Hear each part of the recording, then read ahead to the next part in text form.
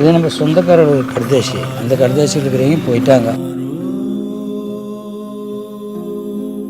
8 கிலோமீட்டருக்கு பக்கமாக நடந்திருக்காரு.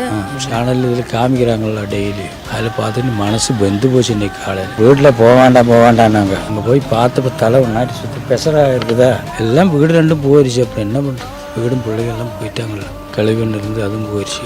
அதில் ஒரு கையை மட்டும்தான் கிடச்சிதான். அது மோதிரம் போட்ட கையாக இருந்ததுனால அது அடையாளம் தெரிஞ்சது. இது எப்போ ஆசையாக கட்டின வீடு ஐயா? இது இப்போ கட்டி 2-3 வருஷம் ஆகுது. நாங்கள் இன்னைக்கு காலையில் தான் அங்கே போய் நாங்கள் அந்த வீட்டு இருந்த இடத்துல கொஞ்சம் வேற ஏதாவது கிடைக்குதா அப்படின்னு தேடிட்டு இருக்கும்போது அவர் வந்து அழுதுட்டு இருந்தார். அங்கே அந்த மண்ணை தொட்டு கும்பிட்டு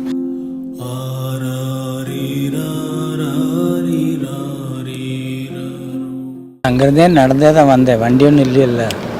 அப்போ காலையிலே நடந்தேன் அங்கேருந்து. அப்போ நம்ம தெரியதை கூட்டிகிட்டு காமிச்சாங்க அங்கிட்டு போகலான்னு. அங்கே போய் பார்த்துட்டு எல்லாம் வரலான்னு கிட்டே.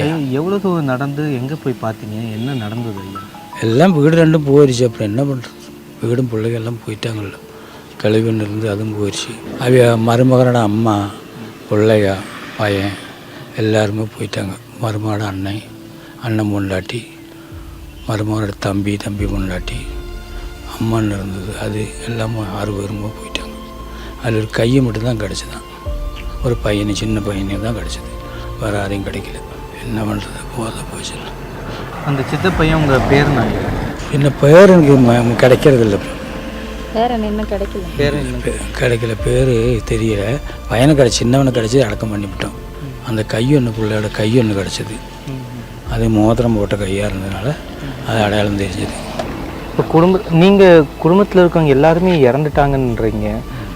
அந்த டைமில் நீங்கள் எங்கே தாத்தா இருந்தீங்க? நானும் அங்கே இப்போ சொந்த வீடெல்லாம் இருக்குது. எனக்கு வேறு வீடெல்லாம் இருக்குது. வேறு இடத்துல? நான் வேறு வீட்டில் இருந்தேன். அப்போ டெய்லி வருவேன், மேப்பாடி வந்து பார்த்துட்டு தான் போவேன். நான் கொண்டு வராங்களா கொண்டு வரலையான்னு. அப்போ அதில் எல்லாம் ஒன்றும் இல்லை. அப்போ பார்த்துட்டு இப்படியே எந்த இடத்தனாலும் பார்த்துட்டு போகலாம்ல.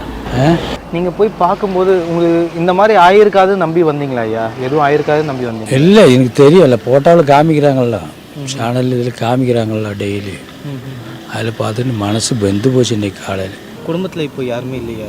குடும்பத்தில் இருக்கிறாங்க, நம்ம சொந்தமெல்லாம் இருக்கிறாங்க. இங்கே பாக்கி இருக்கிறீங்க. 6 பேரும் போயிட்டாங்க. இவங்க 6 பேருமே இறந்துட்டாங்க. நீங்கள் போய் பார்க்கும்போது உங்களுக்கு எவ்வளோ சிரமமாக இருந்தது? மனசுக்கு சரியான கஷ்டம் தான், சொல்ல முடியாதுல்ல. இப்போ நேற்று விஞ்ஞானத்தை அந்த உருளை போட்டுன்னு கஞ்சி கூட குடிக்கிறதுக்கு சமாதானம் இருக்குது. மனசில் டென்ஷனை கேறிட்டு மனசுக்கு சரியான டென்ஷன் இல்லை. அதனால் நீங்கள் அந்த வீட்டுக்கு முன்னாடி கற்பூரம் மட்டும் ஏற்றிட்டு வந்தேன் அப்படின்னு சொன்னாங்க. அங்கே மேப்பாடி போய் சாமி கும்பிட்டு போனது போச்சு. இந்த உலகத்தில் இருக்கிற எல்லாருமே போயிட்டாங்க. அப்புறம் நம்ம என்னத்தை வச்சு நம்ம போயிட்டாங்க. வெஞ்சு எனக்கு ஒன்றார இந்த ஆற்று இப்படி ஆப்ரேஷன் பண்ணதில்லை, டக்குன்னு அடிச்சுக்கிட்டு இருக்கும்.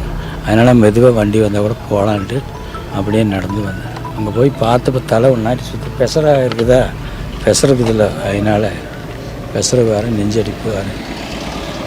என்னோட வீட்டில் போவாண்டான்னாங்க. இப்போ பிள்ளை கூப்பிட்டுக்கிட்டு இருக்காங்க. போய் பார்க்க வேண்டாம், போனது போட்டு அப்படி. ஒரு சொந்தக்கார பையனோட கடுதாசி மட்டும்தான் கிடச்சிது, வேறு ஒன்றும். வீட்டில் லெட்டர் மட்டும் வச்சிருக்காரு. இந்த கடுதாசி காட்டுங்க. இது நம்ம சொந்தக்காரர் கடுதாசி, அந்த கடுதாசியில் இருக்கிறவங்க போயிட்டாங்க. அதில் ஒரு பிள்ளை மட்டும்தான் அங்கே மேப்பாடி இருக்குது.